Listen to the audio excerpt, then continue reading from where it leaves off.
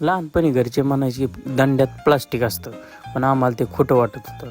आज म्हणलं चला आपणच प्रयोग करून पाहू. तर पाहिलं तर हे पहा, 100% दंड्यात प्लास्टिक असतं, तरी पण आपण दंडे खातो. तर श्री विठ्ठल मंडळी, स्वागत आहे तुमचं आपल्या नवीन ब्लॉगमध्ये. तर ब्लॉग टाकायला आता 4-5 दिवस झाले. मधात काही अडचण असल्यामुळे आपण ब्लॉग काही टाकले नाही. स्नान करून मग मी निघालो गावात, कारण की आपल्याला जायचं होतं व्हिडिओ शूट करायला कोटपामचा. आयुष्य बी या गुंतलेल्या दोरीसारखे, एकदा का कुठं गुंतलं ना तर ते लवकर निघणं शक्यच नाही.